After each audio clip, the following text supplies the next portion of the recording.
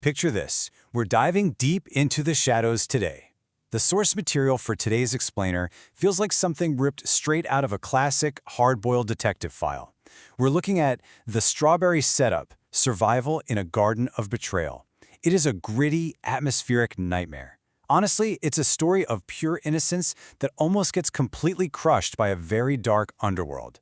So let's look at how this wild survival story actually kicks off. Apparently, this was no ordinary party.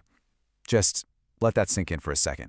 Imagine the absolute sensory overload. You've got this heavy, thumping bass, right? And then suddenly it is shattered by shouting and the blinding, flashing blue lights of a police raid. I mean, the stakes here go from 0 to life or death in a heartbeat. Our protagonist, who literally describes herself as a naive strawberry, went to what she thought was just a normal get-together, only to find out she was standing right in the middle of an illegal vice and trafficking ring. That terrifying realization, that is the hook of this entire file. Which brings us to Part 1, A Garden of Betrayal. Look, Strawberry did not belong in this chaotic underworld. She was completely displaced. I mean, she belonged in a bright, clean grocery display, or, a sunlit garden, not trapped in a room surrounded by criminal activity. Her descent into this mess was totally unearned, and honestly, that just makes the betrayal so much sharper. When the dust finally settled, the fallout revealed a highly calculated syndicate. Strawberry was detained, she pleaded her case, and thankfully, she was ultimately released. Pineapple Lisa and Mushroom Marv? Yeah, they were arrested and hauled away in zip ties. But the real story here is the escapees. Potato Keisha, Tamarind, and the Cucumber Man, they basically vanished into thin air before the cops even breached the doors. It's a cold, hard truth of the underworld. Some people are set up to take the fall, while others are always meant to get away. Because guys, this was a setup. Strawberry wasn't an invited guest. She was a pawn.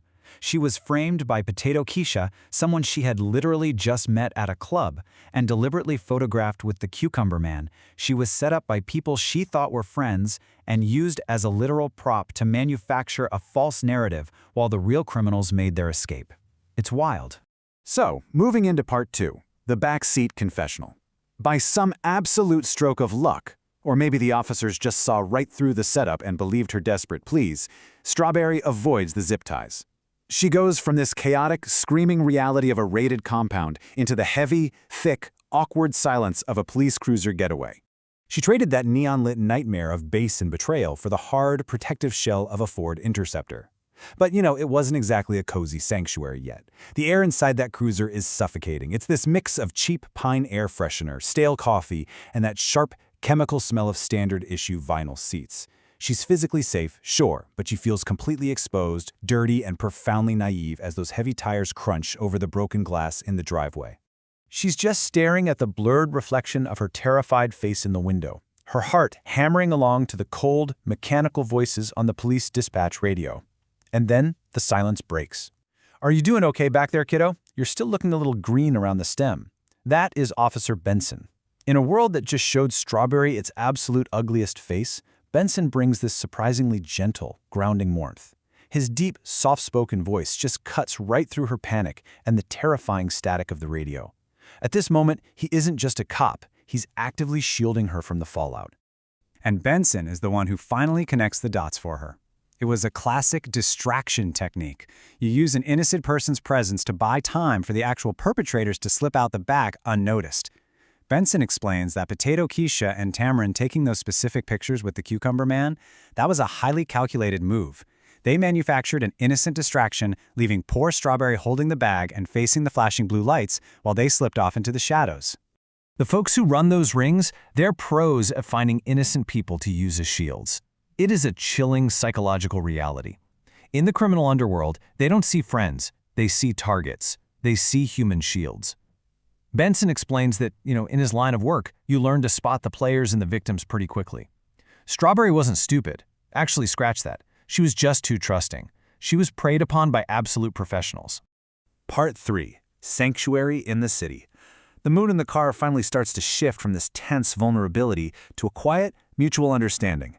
The cruiser just glides smoothly through the midnight streets. Outside is just a blur of closed storefronts and amber streetlights. It's a peaceful, stark contrast to the absolute madness of Mushroom Marv and Pineapple Lisa getting thrown into paddy wagons. And to really appreciate that piece, you have to remember the whiplash. Think about it. Just days ago, she's having a totally normal meeting with Keisha at a club. Hours ago, the orchestrated setup at the party. Moments ago, the terrifying police raid. And now, the escape in the cruiser. In a matter of hours, her entire reality was violently upended and then painstakingly pieced back together. Finally, the cruiser pulls up to her building. Benson tells her to lock her doors and just breathe. The apartment. Sweet, clean, and safe. Imagine that profound physical and emotional relief. She practically floats up the stairs, her whole body aching with absolute exhaustion. She scrubs off the stench of that awful party and just collapses into the soft embrace of her bed. The nightmares outside, she is finally home.